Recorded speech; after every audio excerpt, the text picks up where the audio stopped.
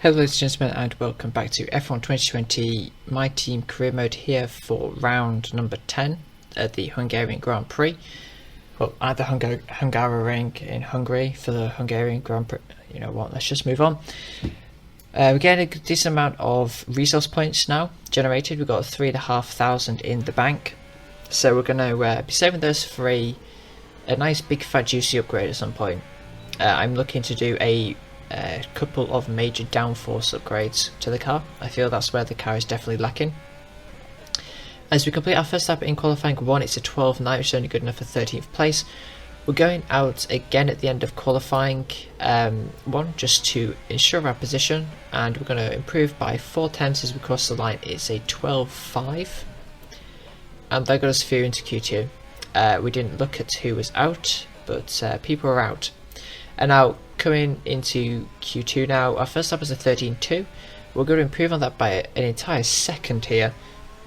We should bump us ahead of Norris and Hamilton. Norris having Hamilton having a poor qualifier, so too with Norris actually.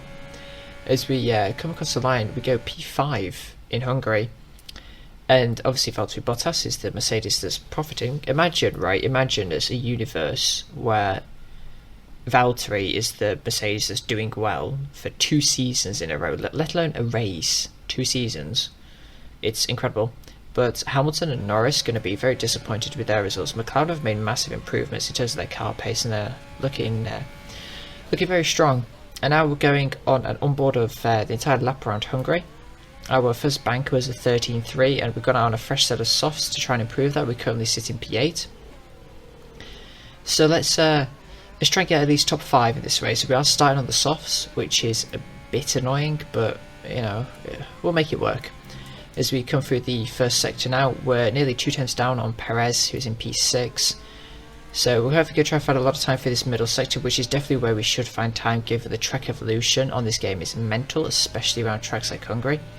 As you can see, we're now 2 tenths up, and this is just going to continue to climb if we even string up this middle sector relatively well. So now could be nearly 3 tenths as we go through this fast left-hander here, and it is 3 tenths. So we will be on for a 13 flat, which is not going to be good enough to beat Perez, unfortunately. As we come through the final corner now, we're 4.5, nearly 5 tenths up. If we get a good exit, we could be close to him. As we come across the line, it's going to be a 5 tenth improvement. We did a 12.8, and that gets us P9 in the Grand Prix. Some drivers behind us set some absolutely astonishing laps, 1.5 seconds off the pace. Yeah, it's qualifying a track where the AI seem to be very strong. I will disclose for this race now, I have turned the tyre wear to carcass only. Otherwise we would be like 3 seconds off the pace, because as soon as the tyres go over it, tyre temperatures are difficult in season 1 around this track. Tyre temperatures are difficult just in a stock car in league racing around this track, let alone in a qualifying or race scenario with a season 2 car. But yeah, we've turned that off to be somewhat competitive, because I doubt you want to see me driving around with tyres the same temperature as the sun. But let's get into the Hungarian Grand Prix, try and get a top 5, and claw some points back on Valtteri, hopefully.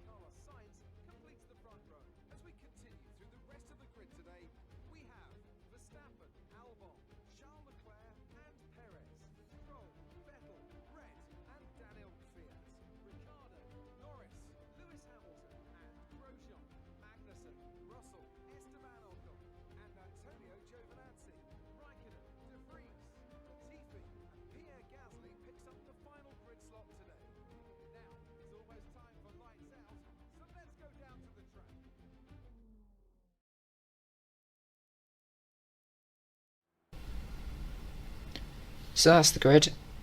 Jeff giving us some words of encouragement there. We are going to be doing the... Let's take a guess. It's been ages since I've done this as per usual. I'm going to do the 2-stop. I reckon that's what I'm going to do. Maybe. Let's see. Who knows? I could do a 3-stop. I definitely would not do that. It actually looks like we're going to do the 1-stop, go on to hards on lap 7 to the end of the race, which is usually the preferred strategy. You don't really want to be doing 2-stops around here unless you've got a really good car for it. And I've selected the 2-stop. Guess we're doing the 2-stop then. Anyway, it's 4 now, 5 red lights, and it's lights out for the Hungarian Grand Prix. We get a fantastic start compared to Vettel and Stroll, but unfortunately we get pinned in and it doesn't leave us anywhere to go. Hopefully we get some positions around the outside of people. Stroll will have a massive concertina effect, but a gap opens up around the outside and we gain a position on Vettel, hopefully. Easily comes back at us, but we're going to dive down the inside. We have a look at Stroll as well, but unfortunately we're not close enough. We are running insanely high wings for this race. So overtaking is going to be difficult at best, but we should just be naturally faster.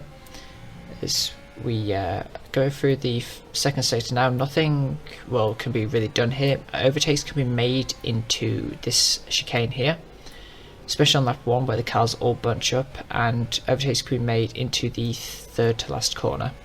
That's only really it for this like the middle sector, or the middle part of the lap really. We're just following Stroll here. I'm saving fuel. We've underfueled the car by 1.5 laps because we're basically going to be running lean like everywhere except from the main like 3 straights pretty much. I say the main 3 straights, the first and second DRS zone and then the run up to turn 4 is where we're going to be running rich as we get really close to Stroll here through this final sector. He's dropped off to back up Perez, so his slipstream is going to be pretty hampered, but obviously we're running like 11-11 wings because that's intelligent. So we're going to have to burn a lot of overtake here to get past Stroll, but luckily low wings means we could break a lot later than Stroll, and just like season 1, this is going to be our little hunting ground as we actually take a track limit warning there to get past Stroll. I guess a little bit justified. He did squeeze us a bit, but you know, it happens. And now Stroll and Vettel are fighting, so that's going to allow us to break away and try and catch us to the back of Perez. I think Carlos Sainz has actually got into the lead in this race, and so the McLarens were progressing very quickly, and they were very strong this race, or at least just in general. It definitely shows. And now on to lap 6, starting lap 7, we have a McLaren in the pits, that is Carlos Sainz.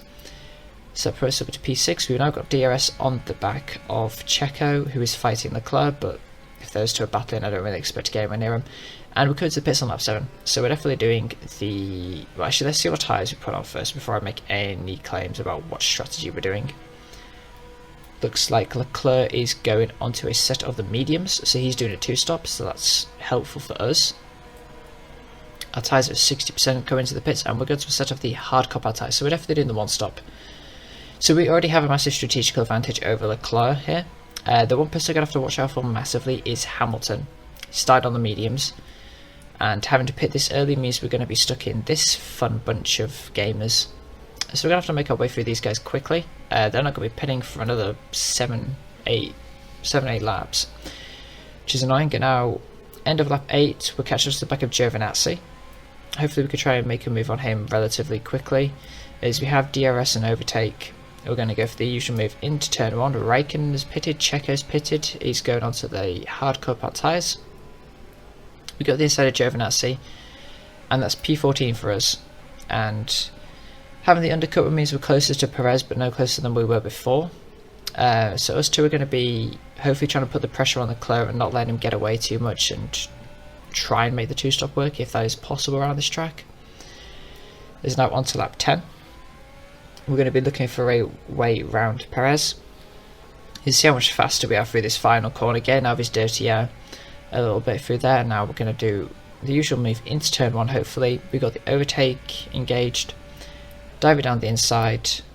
And we're a bit half-hearted there. We didn't really fully commit, but he leaves the space. So good sportsmanship there, and we managed to get past him. Now it's Leclerc who's getting caught up behind Gasly, who hasn't made a stop, who's getting caught up behind a whole manner of drivers. This train extends all the way to P6, I think. It's now on lap 13. We're going to be hopefully shaping a move on Leclerc. into turn 1 as per usual. Will we do it? Won't we do it? Of course we'll do it. We'll send it, and up the inside of Leclerc we go into P12, which is provisional P6, maybe P5, maybe. I'm not quite sure yet. There's a lot of pit stops still to play out. Hamilton's leading this race on the fresh mediums, and we've also got a Renault who I believe is on mediums. It looks like Daniel Ricciardo. Now coming on to lap 12, which will be going, or coming to lap 14 rather, which will be going on to lap 15. We're going to try and make a move past Gasly here. We're making some decent progress through this traffic, not burning massive amounts of ERS, so we're doing well as we go the inside into P11. Next up is Ocon, and then we've got Russell, then we've got a Haas car of maybe Kevin Magnussen, I believe. Romain Grosjean is the Haas up ahead, so hopefully we can make quick work of these guys. Unfortunately they're not pitting this lap, which kind of sucks for me, but whatever. I guess making things difficult is fun for the player. We've got overtake enabled, and it's going to be a pretty textbook move, as pretty much it always is. Down the inside of Ocon into turn 1, we're going to hold the position as we have a massive tank slapper on exit, and yeah, we still hold the position. So we're inside the points now. That's good. Things are coming together pretty nicely. We still have some positions to gain back though to get to where we started. Only one more position to gain back actually. We'll be back in P9, and here it is. Grosjean's pitting. So too is Norris and Ricciardo. So these guys are going to be going on to hards, but they're going to be 10 laps fresher than ours, which is going to be interesting to say the least, as they are actually going to be stuck behind Ocon and Leclerc for a bit. So hopefully once we get past Russell, we'll have about 7 seconds of clear air, and then we'll hopefully be able to pull a big gap from these guys as Russell pits rather on this lap. So too does Ocon, and Leclerc doesn't pit. So we've got a second gap to Leclerc. Now what we need to do is we need to run away basically as fast as we can, as now Sainz pits for hard compound tyres. That's interesting. Sainz pitting for hards at the end of our 21. Okay, well, we're in P5 now, so I guess that's an extra position for us. And that's pretty much it. Is on lap 32. We've caught up to the back of Latifi, but he's a lap down. Ricciardo and Perez were putting a lot of pressure as Alexander Albon is out of the race, so that's P4 for us now, which I guess is pretty nice. Valtteri obviously is winning because, you know, why not? I guess it's more points for us in the championship. And yeah, that was the race. P9 to P4. I definitely feel we had the pace this race if we hadn't been held up in traffic, but still a decent result. We've only lost 13 points to Valtteri, so 54 points, 64 points behind in the championship now, with only 6 races left. I think 7 to 6 races left. So it's becoming a lot more difficult, but it's still a good result. Very happy with this weekend, and let's try for a better result next weekend.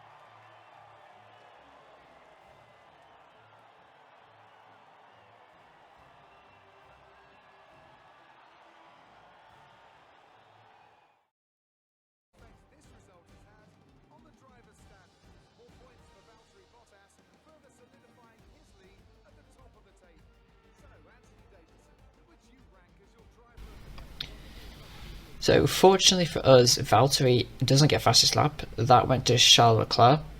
So I guess that's definitely a bonus for us. As you see, the one stop is absolutely king here. Hamilton perfected his strategy amazingly to go from P13 to P3. Obviously starting on the mediums and going to the hards is the preferred strategy, at least in a grid full of AI cars. As you see, we're falling behind Valtteri again in the championship. It's our 62 points, not 63, or whatever it was I said. Once again, we're sort of seesawing between getting caught by Red Bull and pulling away from Red Bull, but I don't. Our main battle is with Red Bull at this point as a team. My main battle is with Valtteri and Hamilton, probably mainly Valtteri, that's where I think I'm closely matched to. Rivalry against Vettel is going somewhat okay. We should be able to win that with a couple of decent results at Belgium and Italy, which are very strong tracks for myself.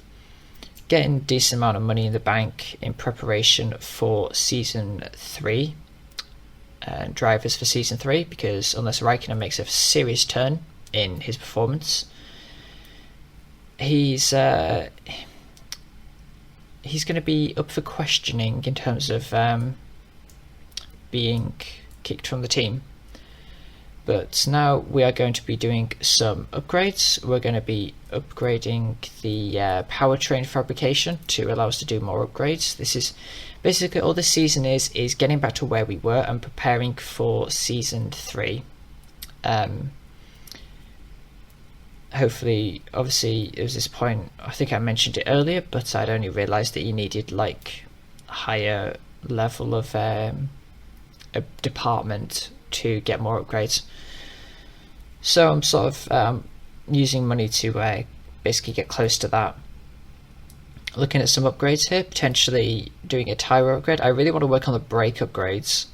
That's what I feel is best. I'm naturally decent at tyre, ERS and fuel management. I'm not a complete ape when it comes to those, so saving that should be okay. We don't really focus on those upgrades. They're not really going to help us in terms of race pace all too much. It's that sort of like my area of like comfort really, as we do go for a tyre upgrade, which will help us a bit.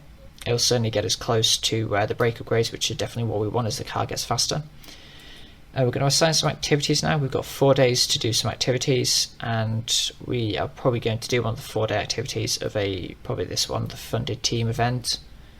Actually no, we're going to do two 2-day activities, which is going to be simulator training for Raikkonen and then a marketing strategy to get some more money, I believe. I guess it's 100 to claim, okay. And now we've got another press interview with Will, so yeah, I guess we'll answer these questions and I'll join you back after the interview.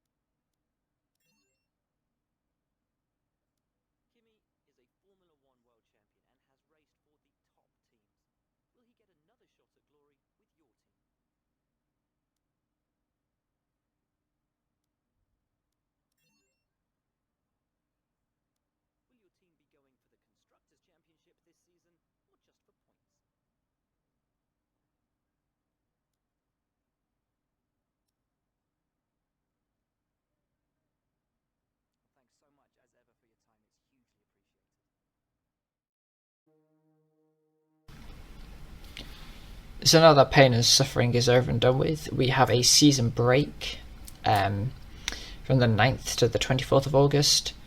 And we weren't able to do any activities or develop any parts, and yeah, that was it really. We don't even have a chance to do an activity here.